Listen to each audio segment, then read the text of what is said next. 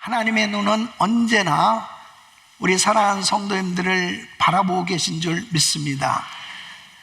사랑하시는 우리 주님께서 우리들을 향해서 바라보시는 그 눈, 하나님의 눈은 흔들리지 아니하고 변하지 아니하고 한결같이 바라보고 계신 줄 믿습니다.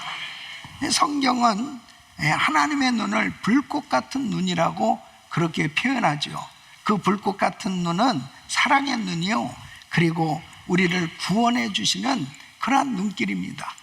오늘도 우리를 바라보고 계시는 그 하나님께 다시 한번 감사와 영광을 올려드립니다. 감사합니다. 사랑하는 성도 여러분, 주님께서 우리를 바라보고 계신다는 것은 얼마나 큰 은혜입니까? 어느 때나 한결같이 우리 주님께서 우리를 보고 계세요. 그 보고 계시는 주님께서 오늘도 구체적으로 저와 여러분들을 축복하시고 위로해 주시고 구원해 주시고 은혜를 더하여 주신 줄로 믿습니다. 오늘 이 본문 시편 37편은 다윗이 늙었을 때 쓴 시입니다. 다윗은 그의 평생의 삶 가운데 참 많은 시험과 환난이 있었지만은 그의 눈으로 볼 때 악인이 형통한 것을 종종 목격하고 그 가운데서 과연 악인과 의인의 그런 삶을 하나님께서 어떻게 분명하게 역사하셨는지를 그가 체험한 것을 이렇게 시로 표현을 하고 있습니다. 분명히 악인의 삶이 형통한 것 같지만은 어느 순간에 보면 다 사라진다는 거예요. 그런데 의인은 어떠냐? 의인은 하나님이 바라보고 계시고 그리고 언제든지 그 환난 가운데 건져주시는 그런 은혜로 보호해 주시는 그런 축복을 주시는 것을 볼 수 있었다는 거죠. 사랑하는 성도 여러분, 하나님은 분명하게 하나님의 자녀들을 바라보고 계시고 어떤 순간에도 그 하나님의 은혜는 늘 사랑하는 자녀들을 향해 있고 그리고 특별히 환난을 당할 때는 더한 은혜로 지켜주시고 보호하시고 인도해 주신 줄로 믿습니다. 그래서 오늘 이 본문에 시편 37편 19절 보면 저희는 환난 때에 부끄럽지 아니하며 기근의 날에도 풍족하려니와 그랬습니다. 이 말씀은 단순한 위로의 말씀이 아니에요. 하나님의 눈이 언제나 성도를 향하고 계신다는 이 하나님의 약속을 의미하고 있는 것입니다. 이 환난의 때, 기근의 때, 이 시험의 때에 하나님께서 바로 하나님의 자녀들을 향해서 바라보고 계시는 그 은혜가 있을 때 어떠한 삶의 모습으로 나타나느냐? 성경 곳곳에 보면 하나님이 정말 하셨어. 주님은 그 환난과 시험의 때에도 떠나지 아니하시고 지켜주시고 바라보고 계시고 구원해 주시는 그 역사를 분명하게 실제로 경험케 했던 사람들의 그 삶을 기록하고 있는 걸 보게 됩니다. 여러분, 이 창세기 26장에 보면 이삭은 흉년의 때에 그에게는 땅 한 평도 자기 땅이 없는 거예요. 이곳저곳 전전하는 그런 삶의 여정 가운데서도 하나님이 지시한 곳에 가서 농사를 지으라고 그랬습니다. 그때 창세기 26장 12절로 13절에 보면 이삭이 그 땅에서 농사하여 그 해에 100배나 얻었고 여호와께서 복을 주심으로 그 사람이 창대하고 왕성하여 마침내 거부가 되어 그랬습니다. 그러니까 하나님은 이 이삭에게 끊임없이 그의 삶을 지켜보고 계셨고 그리고 그 흉년 가운데서도 하나님을 바라보는 이삭에게 놀라운 은혜를 주시니까 이렇게 그의 농사를 져서 100배나 얻었고 마침내 거부가 되었다고 말씀하고 있습니다. 엘리야는 어떻습니까? 이 극심한 시험과 이 환난의 때, 이 기근의 때에 하나님의 종을 바라보고 계셨습니다. 그래서 그 엘리야를 먹이시기 위해서 하늘에 나는 까마귀를 사용하셨던 것을 보게 됩니다. 열왕기상 17장 6절에도 보면 까마귀들이 아침에도 떡과 고기를, 저녁에도 떡과 고기를 가져왔고 저가 시내를 마셨더니 그랬습니다. 그러니까 기근 가운데 있을 때 하나님은 사랑하는 그 주의 종에게 까마귀를 통해서라도 그 먹을 것을 다 공급해 주셨다고 말씀하고 있습니다.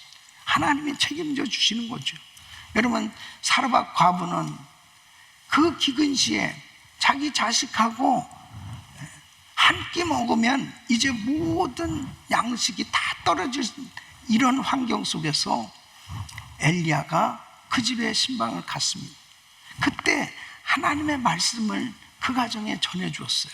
그 순종했을 때 열왕기상 17장 16절에 보면 여호와께서 엘리야로 하신 말씀 같이 통에 가루가 다하지 아니하고 병에 기름이 없어지지 아니하니라.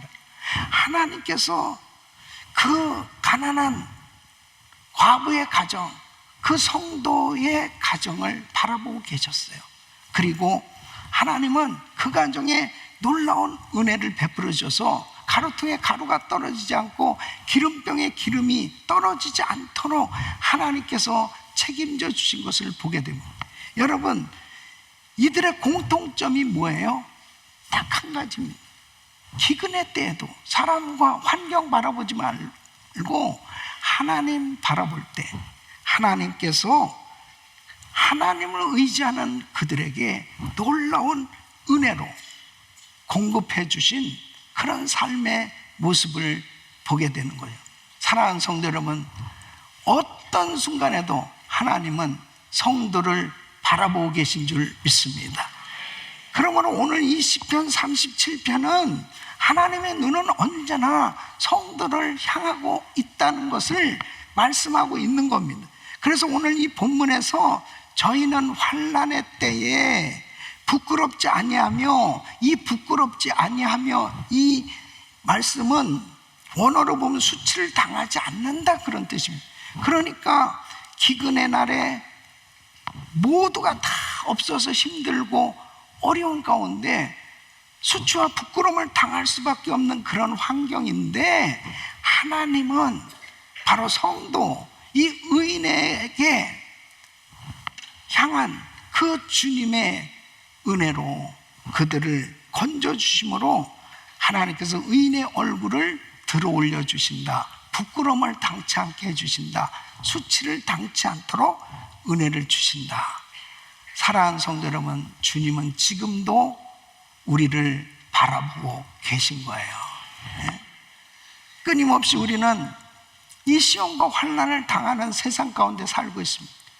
이 성경은 마지막 때는 무서운 시험을 당하게 되는, 그러한 환난을 당하게 될 세상이 온다는 거죠.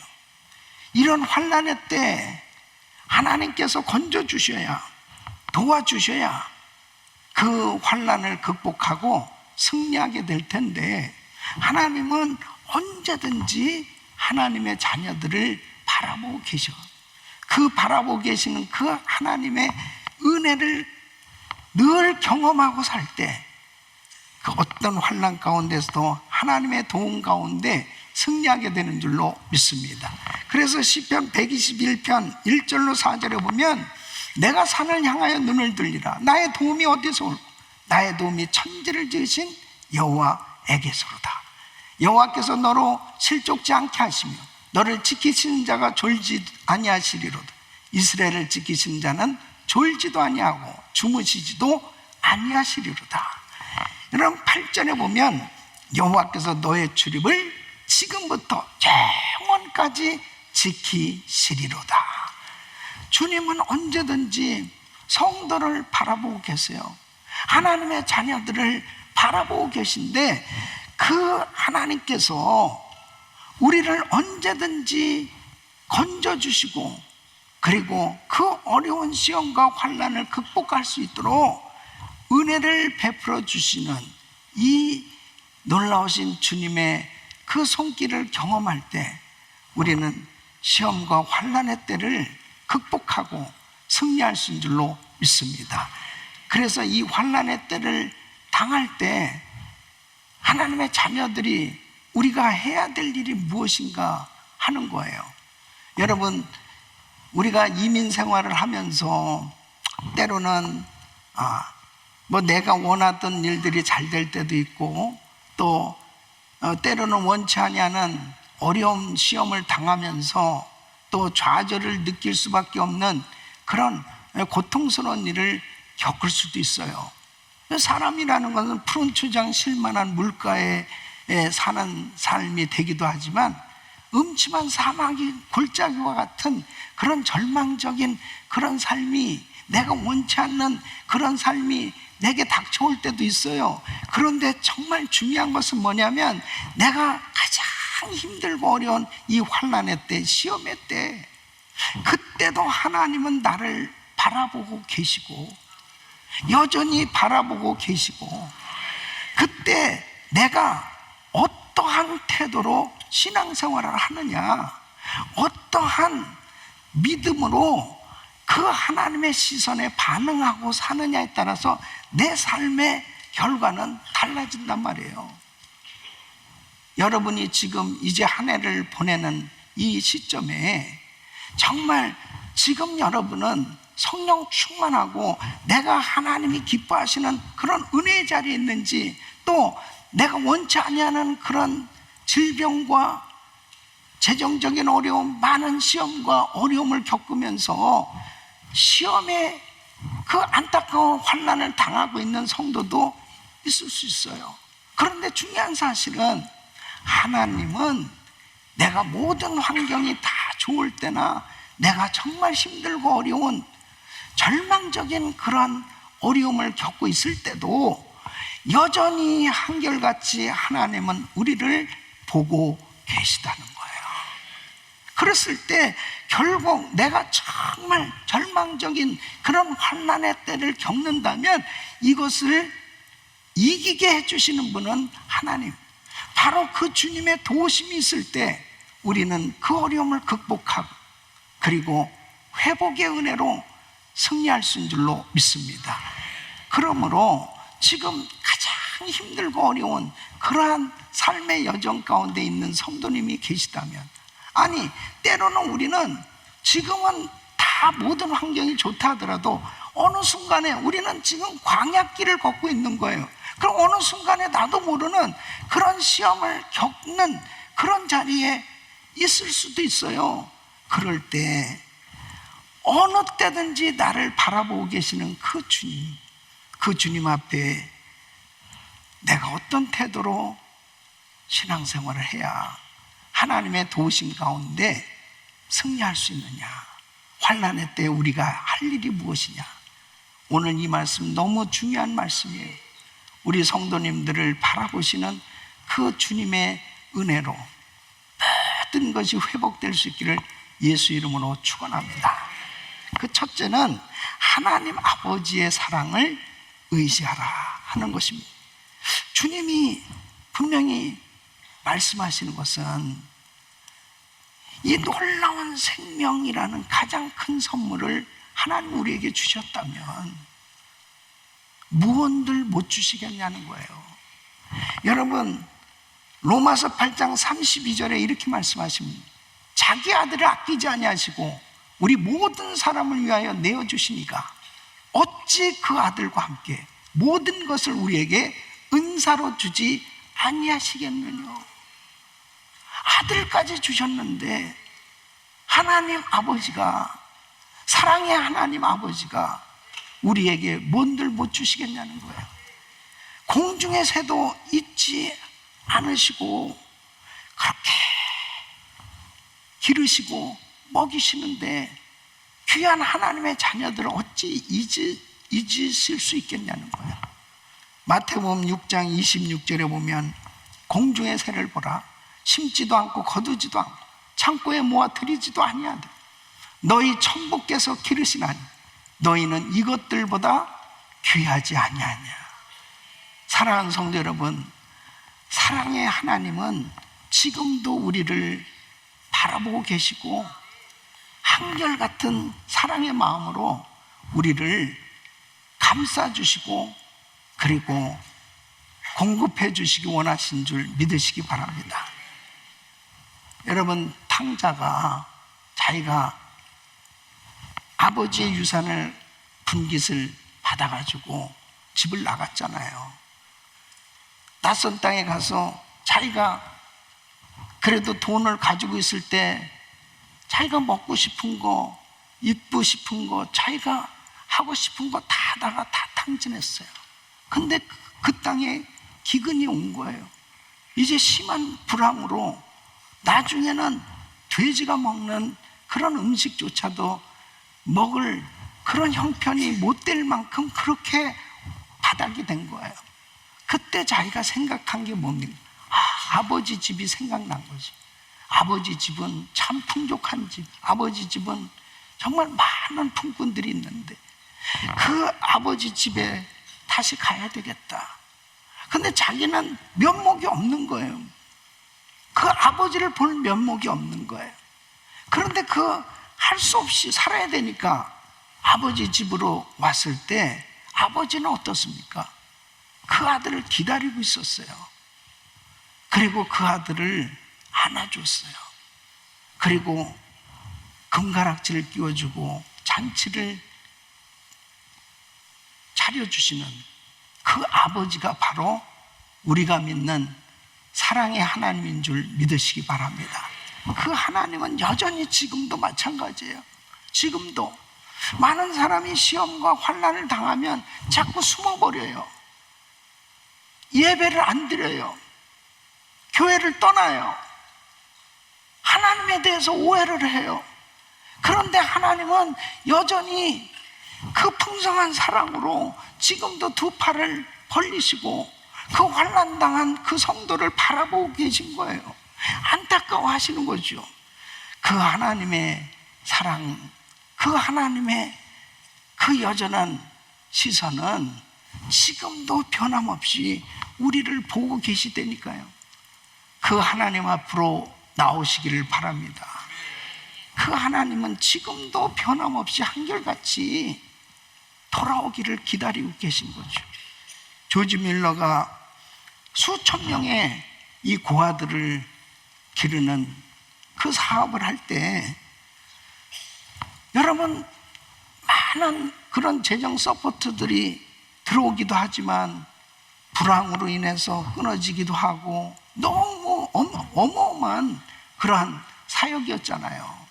그러니까 늘 정말 그 사랑의 하나님을 의지하지 않을 수는 없었던 거예요. 그런데 그렇게 절망적인 그런 불안 가운데, 기근 가운데 모든 서포트가 중단될 수밖에 없는 그런 상황 가운데서도 한결같이 그 수천의 고아들을 먹일 수 있었고 기를 수 있었던 그런 위대한 간증들이 뭐냐면 시편 68편 5절에 그 거룩한 처소에 계신 하나님은 고아의 아버지시며, 이 말씀을 붙드는 거죠. 하나님은 그 불쌍한 아이들의 아버지신데 그 사랑이 많으신 하나님 아버지가 이 아이들 책임져 주신다는 그 신뢰하는 믿음이 있었기 때문에 한결같이 그 사랑의 하나님을 바라보고 믿고 나갔을 때 하나님께서 공급해 주시는 그 은혜로 모든 사역들을 감당할 수 있었던 것입니다. 사랑하는 성도 여러분, 환난의 때 우리가 해야 될 첫 번째 일은 보이지 않는 상황을 두려워하는 것이 아니고 보이지 않아도 우리를 붙드시고 여전히 우리를 사랑해 주시는 그 하나님을 의지하는 것, 그 하나님께 나오는 것, 이것이 승리하게 되는 비결인 줄로 믿습니다. 아버지는 지금도 여전히 우리를 보고 계십니다. 그 사랑을 신뢰할 때 우리에게 시험과 환난 가운데 그 두려움이 다 사라지고 믿음으로 하나님이 기뻐하는 길을 걸어갈 수 있는 줄로 믿습니다. 두 번째는 하나님 아버지의 풍성하심을 바라보는 거예요. 여러분, 이 시편 기자는 이 풍성함을 말할 때 언제나 이 기근과 연결해서, 기근의 때와 연결해서 말씀하는 걸 보게 됩니다. 자, 풍성하다 그럴 때 기근이 없는 날에만 이렇게 풍성하다라고 하는 것이 느껴지는 게 아니에요. 오히려 기근의 날일 때 풍성하다 하는 것은 더 분명해지는 거죠. 우리가 모든 환경이 다 넉넉하고 좋을 때 나는 풍성해, 이러한 표현하고, 정말 절망적인 그런 모두가 다 기근으로 어려운 가운데서도 내가 정말 여유 있게 풍성함을 누린다면 이 풍성함은 상상할 수 없는 그런 여유를 느낄 수 있는 것처럼, 우리 하나님의 우리에게 주시는 이 풍성함은 정말 이 환경의 어떤 여유뿐 아니라 이 관계 가운데서 이루어지는 그 풍성함으로 하나님께서 나에게 놀라운 은혜를 주실 때 그 하나님이 공급해 주시는 것이 풍성하고, 그 하나님께서 나를 안전하게 보호해 주시는 것이 풍성하고, 부족한 모든 것을 채워주시는 것이 풍성한 이 은혜를 경험하게 되는 줄로 믿습니다. 우리 사랑하는 성도 여러분, 하나님은 부족하신 하나님이 아니에요. 풍성하신 하나님. 하나님은 언제든지 나에게 주시되 계산하시면서 주시는 하나님이 아니고 차고 넘치도록 축복하시는 하나님이신 줄로 믿습니다. 그래서 바울은 빌립보서 4장 19절에 이렇게 말씀하십니다. 나의 하나님이 그리스도 예수 안에서 영광 가운데 그 풍성한 대로 너희 모든 쓸 것을 채우시리라. 예수님께서 벳세다 광야에서 수많은 사람들을 향해서 말씀을 전하시고, 그리고 치유 사역을 하시고, 이제 날이 어두워졌을 때 이 사람들을 어디서 먹일 것이냐. 그래서 빌립은 이 사람들에게 돈을 조금씩 걷어도 200데나리나 부족할 것 같습니다. 이 사람들은 늘 계산적으로 살고 있기 때문에 도무지 이 많은 사람들을 어떻게 먹일 수 있겠습니까? 정말 부족합니다. 우리로서는 형편이 안 됩니다. 이런 가운데서 우리 예수님이 오병이어를 가지고 5,000명을 먹이고 12광주를 남기는, 차고 넘치도록 축복하시는 그 하나님의 역사를 이루어 주셨을 때 우리가 믿는 예수님, 우리 주님은 차고 넘치도록 축복하시는 하나님이시다라고 하는 것을 깨닫게 해주신 것처럼, 사랑하는 성도 여러분, 내가 생각하는 것보다, 내가 계산하는 것보다 하나님은 더 넘치도록 풍성하게 주시는 하나님이신 걸 믿으시기 바랍니다. 에베소서 3장 20절에 보면 이렇게 말씀합니다. 우리 가운데서 역사하시는 대로 우리의 온갖 구하는 것이나 생각하는 것에 더 넘치도록 능히 하시리, 더 넘치도록 능히 하시리, 더 넘치도록 능히 하시리. 바로 우리가 믿는 우리 하나님이 이렇게 풍성하신 하나님, 그분이 지금 우리를 보고 계시단 말이에요. 그러면 자 보세요. 이렇게 차고 넘치도록 축복하시는 그 하나님이 우리를 보고 계신데, 우리는 지금 여전히 힘들고 어려운 환경 가운데 있다면 내가 어떻게 해야 이 엄청난 하나님의 풍성한 은혜를 공급받고, 그리고 하나님의 놀라운 축복의 역사를 경험할 수 있겠습니까? 어느 때 이런 역사가 일어나겠어요? 그 풍성한 하나님께 기도할 때 하나님의 역사가 일어나는 거는 말이에요. 그러니까 하나님께서 다 하늘의 수편을 다 준비하셔가지고 우리를 바라보고 계시다면, 예? 그 하나님 앞에 어떤 사람이 그 약속의 그 풍성한 은혜를 경험할 수 있냐? 그 하나님, 풍성하신 그 하나님 앞에 믿음으로 나가서 기도할 때 그 역사는 이루어지는 줄 믿습니다. 그러니까 정말 현실적으로, 재정적으로 너무 힘들고 어렵고 또 육신적으로 너무 고통스러운 그런 어려운 문제들 앞에 걱정이 먼저가 아니고 기도가 먼저가 될 때 풍성하신 하나님의 역사를 경험하게 되는 겁니다. 많은 사람들이 이렇게 기근 때에 또 시험과 환난을 당할 때 너무 힘들고 어려울 때 부족한 그런 상황 가운데 있을 때 닫는 삶, 이 닫는 삶이 될 때가 많아요. 예? 닫는 삶이 아니고 열린 삶을 선택해야 됩니다. 닫는 삶이라는 건 뭐예요? 야, 내가 지금 너무 경제적으로 힘들고 어려워. 그러니까 마음이 닫혀져요. 마음이 웅크려지는 거예요. 또 쓰던 것들도 이제는 그렇게 못하겠다. 나눠주는 거, 그리고 베풀던 삶이 이제는 움츠러들기 시작하는 거예요. 중단하기 시작하는 거예요. 그리고 뭔가 내가 선교도 하고 나름대로 그렇게 살아보자고 했던 것들이 중단되기 시작하는 거죠. 자꾸 닫혀지기 시작하는 거예요. 심지어는 헌금하는 것까지도 다 중단되기 시작하는 거예요. 그랬을 때 참 여러분, 성경에 보면 닫으면 막히고 열면 채워지는 역사가 일어나는 거예요. 이게 하나님의 역사인 거예요. 이게 하나님의 원리인 거예요.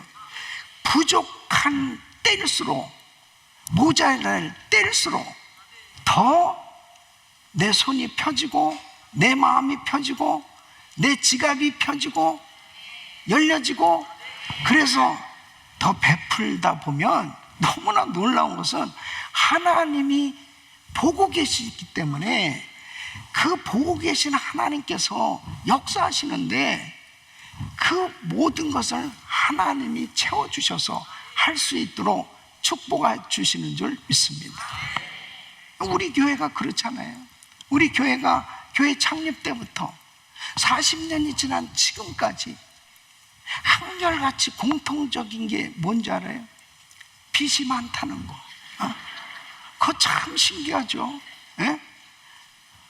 교인이 적을 때나 교인이 많을 때나 한결같이 공통점은 빚이 많다는, 빚 가운데 거하는 교회. 그런데 여러분, 교회는 여전히 팬데믹 가운데서나 어려움 가운데서나 불안 가운데서나 계속 선교사를 파송하고 선교지에 교회를 개척하고 계속해서 성전을 건축하고 끊임없이 나눠주고 베푸는 이런 일이 계속 이루어지고, 예? 절대로 어렵다고 해가지고 움크러 들어가지고 선교 못한 적이 없어요. 예? 금년도에도 많은 선교사님들을 파송하고 선교지에 교회들을 개척하고 선교지에 성전이 건축되어지고 계속 선교 사역이 더 확장되도록 하나님이 우리 교회를 사용하고 있지 않습니까? 또 뿐만 아니라 이 지역사회에 많은 어려운 교회들이 있어요. 어려운 목회자들이 있어요. 또 많은 단체들이 있어요. 우리 교회가 나누고 베풀고 계속 섬길 수 있도록 그렇게 끊임없이 많은 사역들을 감당하게 해주고 계시잖아요. 예? 여러분, 이렇게 베풀고 나누는 게 우리가 있기 때문에, 남아있기 때문에, 남은 풍성한 것을 가지고 있기 때문에 나누는 게 아니에요. 하나님이 우리를 보고 계신데 하나님이 기뻐하시는 일이기 때문에, 하나님이 원하시는 일이기 때문에 순종해서 하나님의 일을 하려고 했더니 우리를 바라보고 계신 그 주님, 우리 교회를 바라보고 계신 그 주님께서 부족함이 없도록 채워주셔서 그 모든 일들을 감당하게 하시는 줄로 믿습니다. 우리 하나님께 영광의 박수 올려드립니다. 주님께 영광. 할렐루야. 사랑하는 성도 여러분, 풍성하신 하나님, 그 하나님은 지금도 여러분을 바라보고 계세요. 하나님 앞에 내가 정말 주님을 기쁘시게 하려고 하기만 하면 하나님은 그 모든 것을 할 수 있도록 더 넉넉히 채워주시고 하나님의 영광을 드러내는 삶으로 축복해 주실 줄 믿습니다.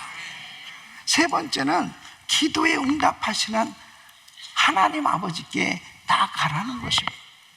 여러분, 풍성하신 그 하나님이 지금도 우리를 보고 계신데 그 하나님의 역사를 경험하려면 기도할 때, 기도의 통로를 통해서 하나님은 놀라운 은혜를 베풀어 주시는 거예요.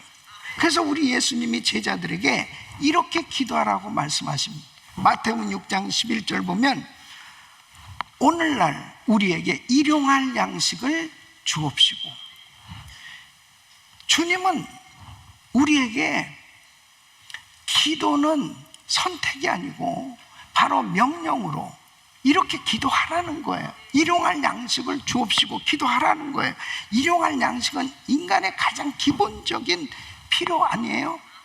그러니까 정말 기근 시에 우리가 어떻게 살 수 있습니까? 이런 광야에서 어떻게 살 수 있습니까? 근데 사랑하는 자녀들을 양육하실 그 책임이 하나님께 있으시다니까요. 하나님이 자녀들을 버리지 않으세요. 그 자녀들을 바라보시는 하나님께서 언제든지 기도하면 그 모든 것을 채워주신다니까요. 어려울수록 기도하고 부족할수록 기도하고 길이 막힐수록 기도하고 그러면 열려진단 말이에요. 채워주신단 말이에요. 살려주신단 말이에요. 자, 보세요. 하나님 우리를 다 보고 계세요. 바라보고 계세요. 그러면 내가 지금 내가 너무 힘든 거예요. 먹고 살기도 막막해. 그리고 심지어 내가 너무 고통스러운 그런 어려운 가운데 있어요. 자, 우리 하나님 능력의 하나님이세요. 우리 하나님은 다 채워주실 수 있는 그 하나님이 나를 바라보고 계세요. 그럼 그 하나님이 그냥 다 해주실 수도 있는데 일용할 양식을 주옵시고 이렇게 기도하라고 말씀하시는 그 이유가 뭐냐? 하나님 앞에 기도해서 응답을 받았을 때는 이건 분명히 하나님이 주신 거라고 하나님께 영광을 돌리게 돼 있어요. 예? 근데 하나님은 정말 일반적으로 사람들이 이 물 한 잔을 마시면서 그냥 당연히 마시죠. 그냥 있으니까 마시는 거고. 그러니까 내 환경이 여유스러우니까 그냥 마시고 당연한 거로 생각해요. 그런데 내가 기도해가지고 이 물을 마신다고 하면 어떻습니까? 하나님이 주셨구나. 그러면서 하나님께 감사하잖아요. 하나님은 우리를 통해서 영광을 받으시고 원하시는 거예요. 모든 것을 정말 하나님이 주셨다고 하는 것을 깨달을 때 그 하나님 앞에 감사 그리고 영광을 돌리게 되는 줄 믿습니다. 기도에 응답하시는 그 하나님께 나가야 된단 말이에요. 많은 사람들이 부족할수록 어려울수록 길이 막힐수록 어떤 경우에는 세상으로 나가는 사람들이 있습니다. 하나님에게 하나님 너무 힘들어요, 어려워요. 그러면서 세상적인 방법으로 해결하려고 돈 많은 사람 찾아다니고 돈 빌리러 다니고 그리고 계속 세상적인 방법을 통해서 뭔가 해결하려고 그럴 때 하나님이 바라보시면서 얼마나 안타까워하시겠어요? 얼마나 속상하시겠어요? 너 나를 못 믿니? 하나님이 얼마나 안타까워하시겠어요? 내가 먼저 하나님 앞에 엎드릴 때 하나님은 이미 보고 계시잖아요. 그 하나님의 응답을 받을 때 하나님이 영광을 받으신 줄 믿습니다. 그래서 시편 37편은 반복해서 말씀하시는 거예요. 의인은 여호와를 의지하고 여호와께 피하고 여호와를 기다리는 자다. 바로 이 기도는 하나님 앞에 기다리는 시간이에요. 하나님은 다 보고 계시고 하나님은 풍성한 은혜를 베풀어 주시고 원하시는데, 내가 하나님 앞에 기도할 때, 부르짖을 때 하나님께서 은혜를 베풀으시기 때문에 그 기도하는 그 사람에게 하나님은 그 기도에 귀를 기울이시고 역사하신 줄 믿습니다. 그래서 시편 18편 6절에 다윗은 이렇게 고백하는 거예요. 내가 환난에서 여호와께 아뢰며 나의 하나님께 부르짖었더니 저가 그 전에서 내 소리를 들으시니 그 앞에서 나의 부르짖음이 그 귀에 들렸도다. 하나님의 전에서 하나님 앞에 부르짖고, 나의 삶의 현장에서 절망적인 그런 상황 가운데 있을 때, 환난 속에서 하나님 앞에 기도하는 그 기도를 다 듣고 계세요.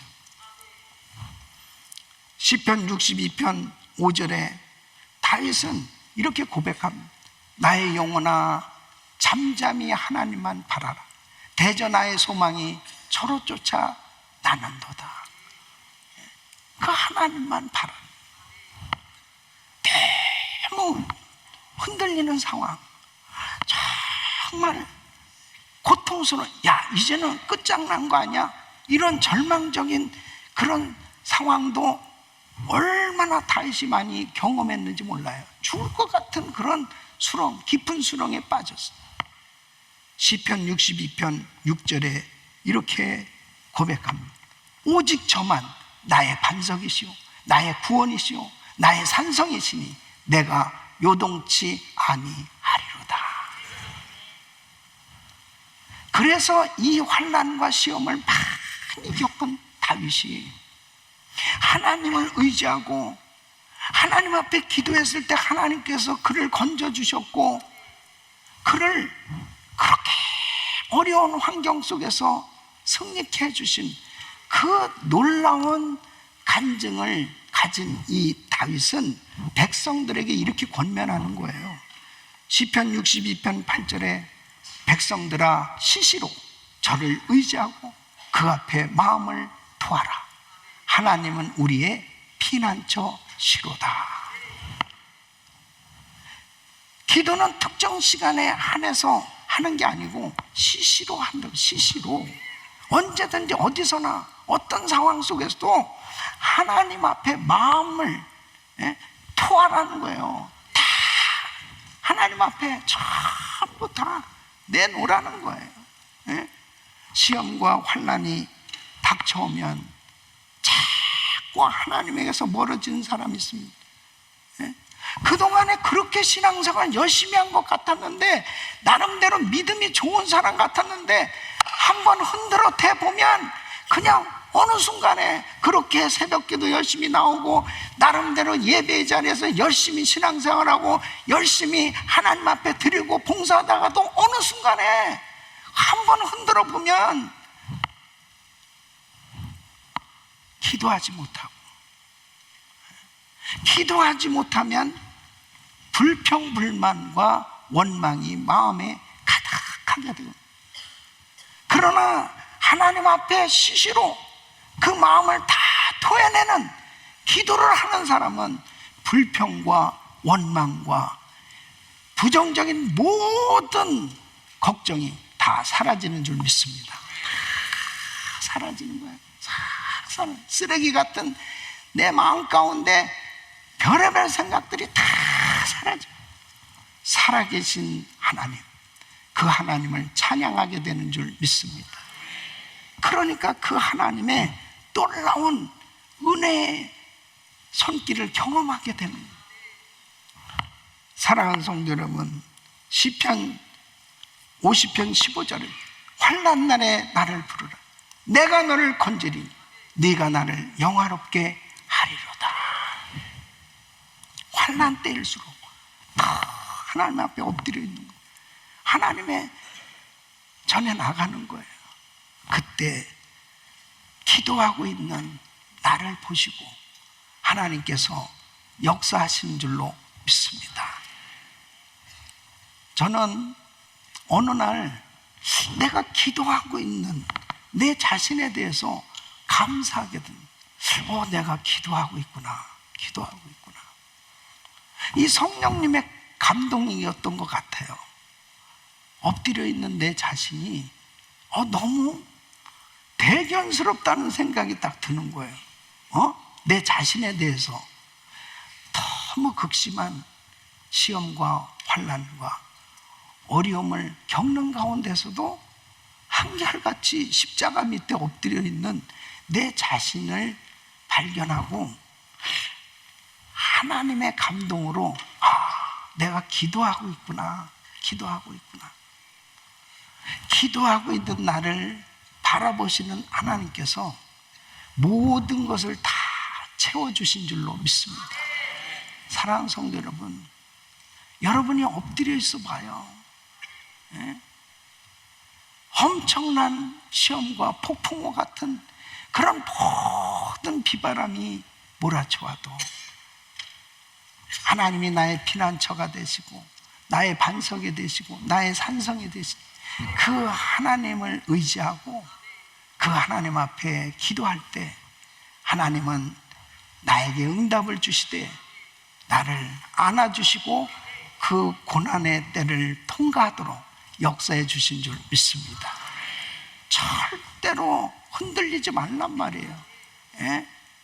하나님이 지금도 나를 바라보고 계신 그 시선 앞에 내가 어떻게 반응하느냐, 그 위대하신 하나님 앞에 내가 엎드려 있을 때 하나님은 환난 가운데 나를 건져주시고 승리케 해주신 줄로 믿습니다. 네 번째는 저주에서 해방시키신 하나님 아버지를 믿으라는 거예요.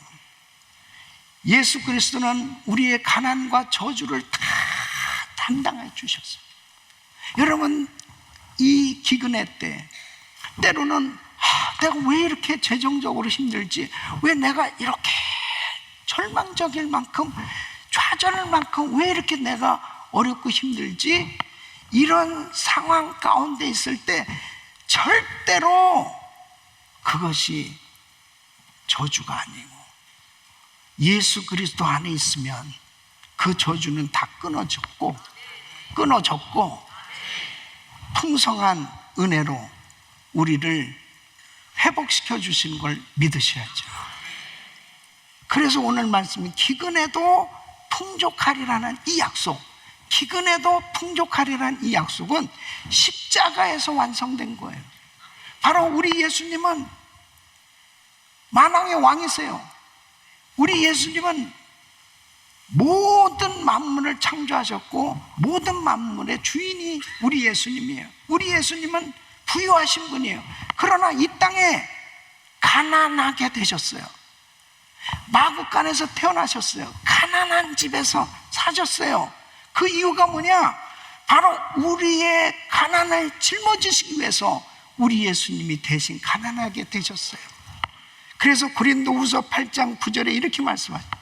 우리 주 예수 그리스도의 은혜를 너희가 알거니와 부유하신 자로서 너희를 위하여 가난하게 되심은 그의 가난함을 인하여 너희로 부유케 하려 하심이라.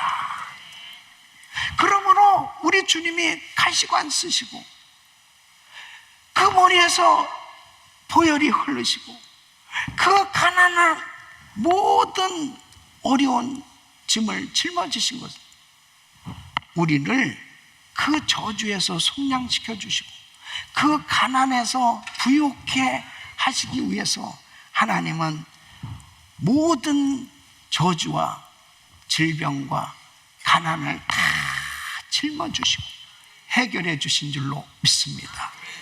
그러므로 나의 모든 저주를 끊어주시고 그리고 나에게 분명한 은혜를 주신 그 하나님을 확실히 믿어야 그 어려운 환경 가운데 그냥 좌절하고 실망하고 낙심 가운데 주저앉는 게 아니고 예수 안에서 이 저주는 다 끊어졌다, 끊어주신 그 하나님 앞에 믿음으로 나가면 하나님의 회복의 역사는 일어나고 축복의 길이 열려지고 위대한 간증이 넘쳐나게 되는 줄 믿으시기 바랍니다. 우리 교회 스티브 모리슨 장로님, 어려서 아버지가 술 문제로 결국 가정이 깨진 거예요. 계속 어머니를 구타하고 학대함으로 인해서 어머니가 집을 나가고, 그리고 결국 그 아버지는 범죄로 인해서 감옥에 들어가게 됩니다. 이 어린 나이, 본인이 5살, 그리고 동생이 4살인지 3살인지 그 어린 이 두 형제만 남겨놓고 집안이 이렇게 된 거예요. 고아가 된 겁니다. 이제 그 어린 애기들이지 뭐 길거리를 다니면서 먹을 음식을 주우러 다니는 거예요. 쓰레기통을 뒤지고, 그리고 길거리에 떨어진 동전을 주워다가 하루하루 그렇게 살아가던 어느 날 동생을 그 동네 아주머니가 이 아이 내가 기르겠다고 데려갔다고 합니다. 이제 혼자 남은 6살에 고아원에 들어간 거예요. 그런데 하나님의 큰 은혜가 거기서 전도사님을 만나서 그 전도사님 통해서 복음을 듣고 예수님을 어린 나이에 영접하게 된 거예요. 그 은혜를 받았다는 게 뭔지 압니까? 예수를 믿을 때 가게에 흐르는 저주가 끊어진 줄 믿습니다. 분명 저주스러운 삶이었어요.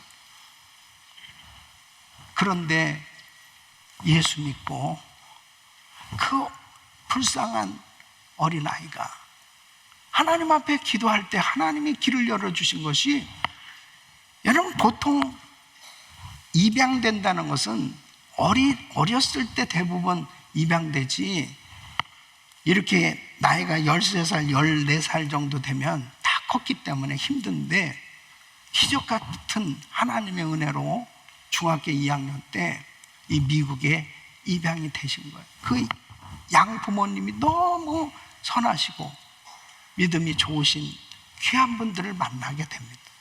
하나님이 은혜를 주셔서 이제 우주공학을 공부하게 하고, 그리고 우리가 지금 잘 사용하고 있는 이 GPS 인공위성 프로그램 연구 개발 이 과학자로 그 프로를 참여했습니다. 이 성공적인 그런 과학자가 됐어요.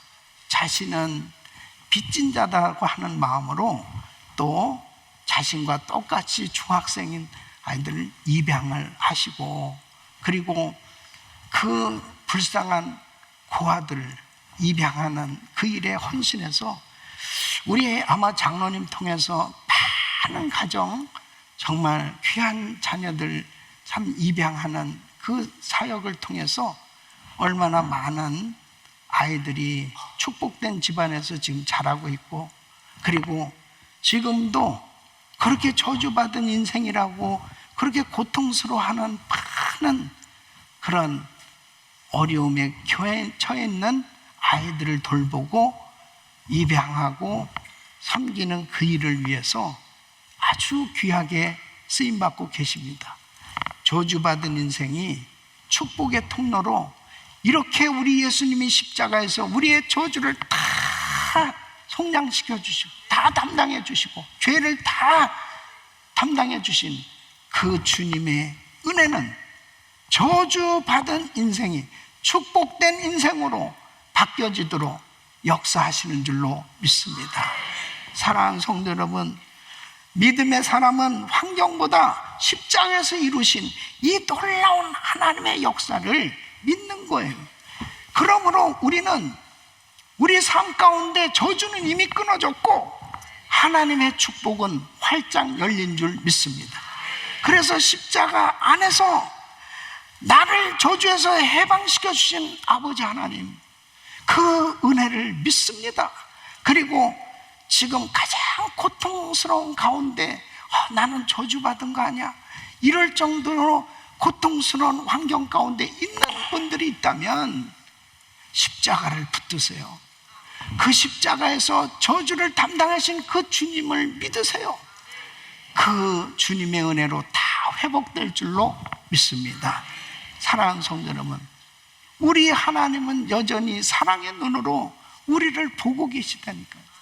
그 사랑의 눈으로 내가 가장 고통스러운 환경 가운데 있을수록 더 안타까운 마음으로 우리를 보고 계시다면 우리는 그 사랑의 주님을, 그 풍성한 은혜를 베풀어 주시는 그 주님을